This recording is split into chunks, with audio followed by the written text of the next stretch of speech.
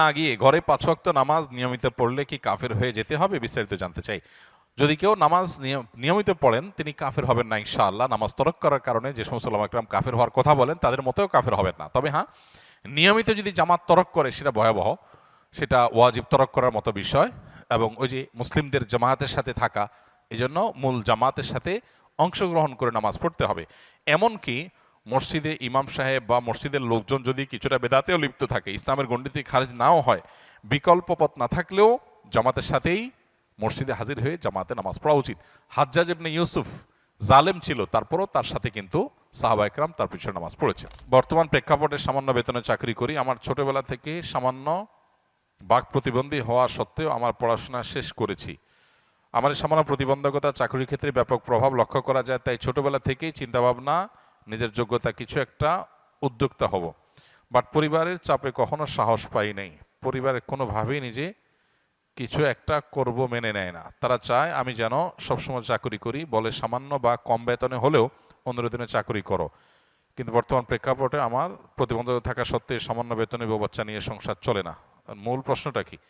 আমার প্রশ্ন হলো, আমি যদি পরিবারের কথা অমান্য করে বা না শুনে নিজেই কোনো কিছু শুরু করি, তাহলে পরকালে আল্লাহর কাছে আমার জবাবদিহি করতে হবে কিনা? দেখুন, এটা তো খুব কমন একটা বিষয় এবং সহজ একটা বিষয়। মানুষ যখন প্রাপ্তবয়স্ক হয়ে যায়, সুস্থ মস্তিষ্ক সম্পন্ন হয়ে যায়, তখন পরিবারের পরামর্শ মানতে সে বাধ্য না।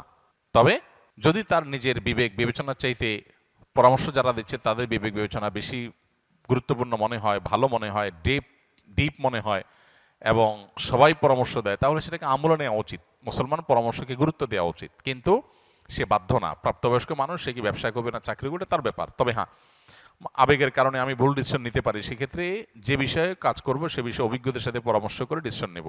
এক্ষেত্রে পরিবারের সাথে আপনার ভিন্নমত হলে আশা করা যায় আল্লাহর কাছে আপনার কোনো দায় থাকবে না। তবে মা বাবা বা বড় ভাই থাকলে এরকম কেউ পরামর্শ তাদের সাথে বেয়াদবি যেন না হয় সেদিকটা খেয়াল রাখতে হবে। অনেক সময় মনে হয় ইসলাম কেন সত্য ধর্ম, অন্য ধর্ম কেন মিথ্যা, এ ধরনের চিন্তা আসলে কি করব?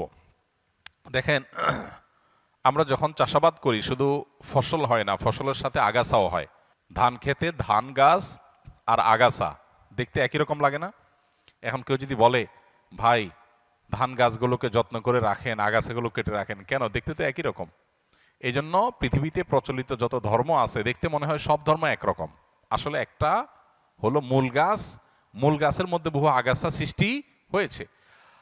যেই ধর্মের সূত্র আসমানের সাথে, আল্লাহর সাথে, ওহির সাথে, নবী রাসূলদের সাথে, সেগুলোকে বলা হয় আসমানি ধর্ম। এগুলো যুগে যুগে সব একই সূত্রে গাথা। এগুলোরই সর্বশেষ ধারা হলো মুহাম্মদ সাল্লাল্লাহু আলাইহি সাল্লামের ধর্ম। এরপর আর কোনোটা আসবে না, এরপর কিয়ামত হয়ে যাবে। এই ধারার যে কোনো ধারার অনুসারী হলেই তিনি নাজাত প্রাপ্ত। এর বাইরে মানুষের সৃষ্ট আরো বহু ধর্ম পৃথিবীতে তৈরি হয়েছে, এগুলো কোনোটাই সঠিক নয়।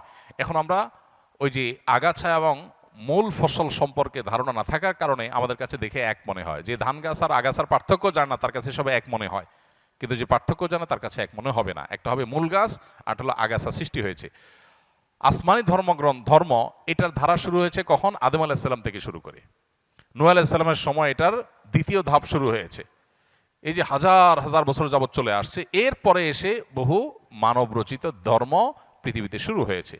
অতএব এগুলোর ভিতরে কোনটা আল্লাহর মনোনীত আর কোনটা আল্লাহর মনোনীত না, এটা বোঝাটা হলো গুরুত্বপূর্ণ। আল্লাহ কোরআনে বলেছেন না দীন ইনদাল্লাহিল ইসলাম, আল্লাহর কাছে একমাত্র মনোনীত দিন হলো ইসলাম। ওয়া মান ইয়াবতাগি গায়রাল ইসলামি দীনান ফালান ইউকবালা মিনহু, আল্লাহ বলেছেন যে ব্যক্তি ইসলাম ছাড়া অন্য কিছু আল্লাহর কাছে ধর্ম হিসেবে নিয়ে আসবে, অ্যাকসেপ্টেড হবে না। এজন্য আমাদের ইসলাম সম্পর্কে জানতে হবে এবং মানব রচিত দিন বা ধর্মগুলো সম্পর্কে আমাদের জানতে হবে, তাহলে ইনশাআল্লাহ ধোঁয়াশা দূর হবে।